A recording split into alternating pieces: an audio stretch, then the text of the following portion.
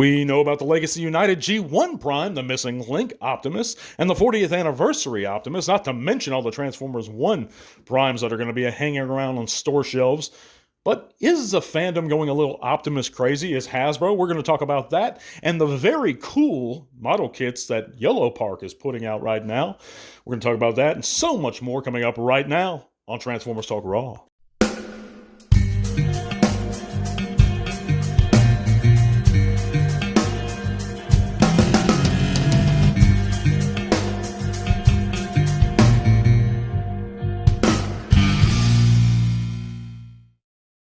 Weep, my fellow gearheads and oil guzzlers.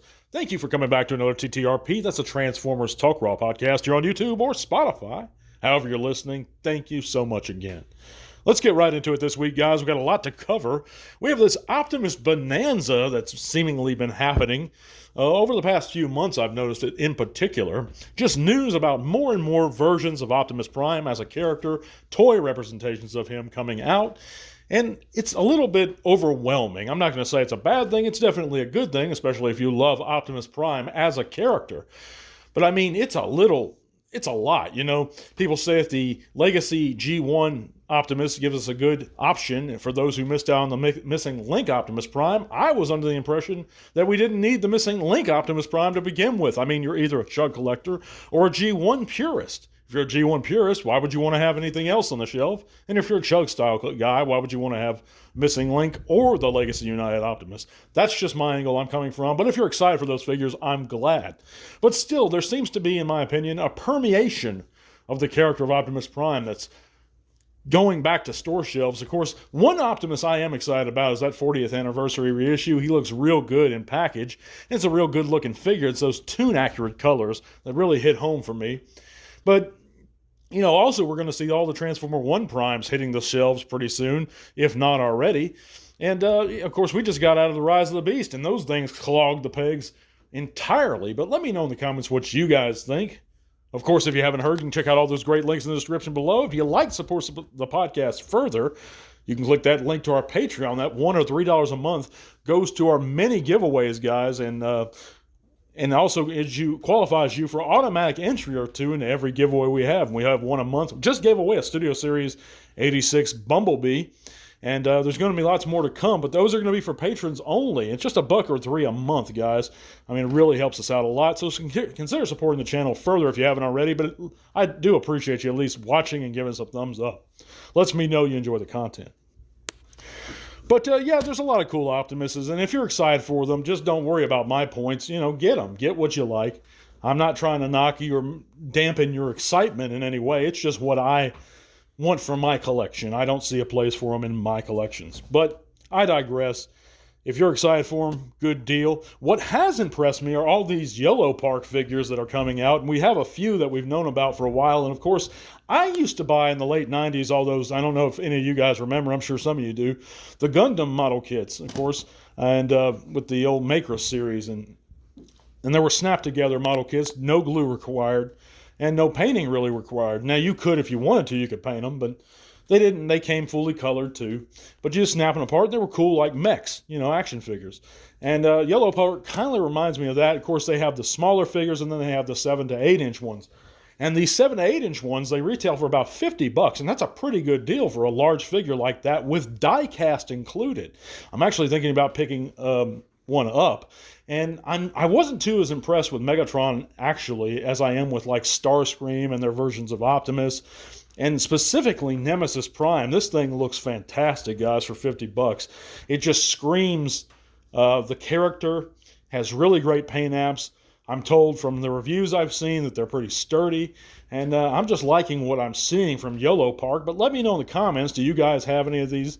And what do you think of them? I don't yet. But like that Super 7 Bludgeon, you know, it's more important to me that I get a great-looking version of a beloved character that I really appreciate than the fact that that character can transform. You know, because we love the characters first. I think most of us, I can speak for a lot of us anyway, that's saying we're more in love with the characters than the fact that they can transform. And if it's, and like another guy I saw recently, another content creator, he stated that if it has the name brand Transformers, then it's a Transformer. Because a lot of people make the argument, well, if it doesn't transform, it's not Transformer. But I kind of agree with him that if it carries that name brand, then it's a Transformer. But let me know again what you guys think in the comments. We're going to roll right along, guys, to this week's news. We have a lot to cover. Check out the poll results. Before we get into this week's news, guys, let's go over our poll results. And over 130 fans actually participated in this one. And that was which combiner, we asked the question, which combiner would you like to see made to get a new toy version of? And out of those votes, a vast majority, over 50%, stated Superion. And of course, Superion was found in a leaked listing not too long ago, but he himself has not been confirmed to my knowledge by Hasbro directly. And in my opinion, a leaked listing is not confirmation that we are getting the figure. It's a strong indication we're getting the figure. And those leaked listings are usually reliable depending on the source. And I believe in that particular case, it is reliable, that JT Prime. But again, it's nothing Hasbro has definitively confirmed, unlike Devastator, which they have confirmed themselves, the designers. So I counted him amongst the possible entries. But what do you guys think? I think it'd be great to have a new Superion. I do like the Combiner Wars 1, unlike a lot of folks. I do appreciate that figure for what it was. It was a great new representation at the time for Superion. It still scales pretty well.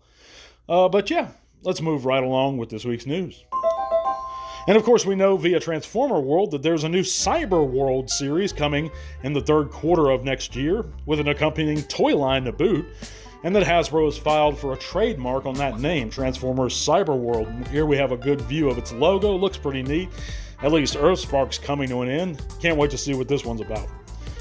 Moving on, we have a bit of sad news. Not only did we lose the legendary James Earl Jones today, who wasn't a part of the Transformers mythos as far as I know, and I don't believe he was at all, but he was truly a legendary, iconic voice actor and actor.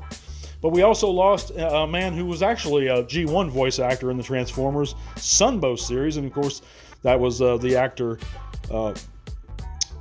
who voiced Grapple. I believe his last name was Renaday. Renaday, that's it. But he passed away at 89 too, so that's some sad news. And of course, James Earl Jones is an absolute icon.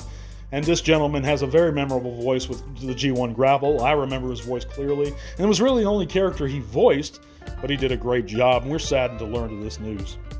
But we also know that Transformers 1 has a new TV spot you can watch via YouTube. That's pretty cool.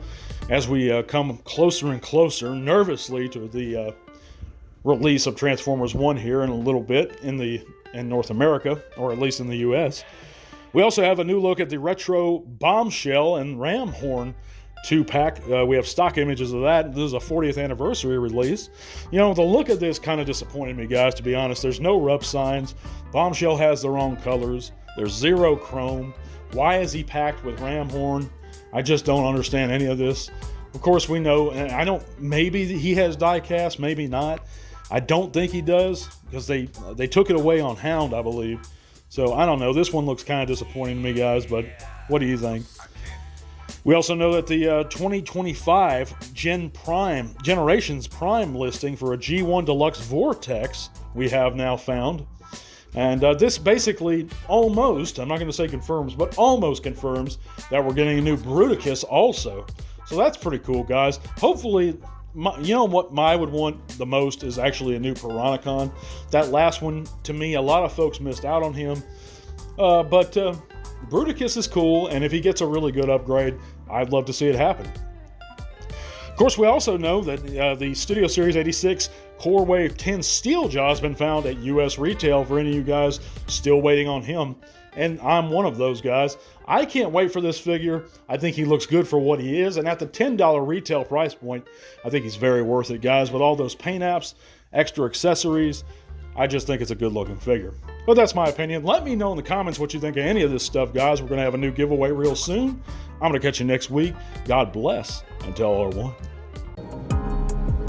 This podcast is made possible thanks to the support of listeners like you.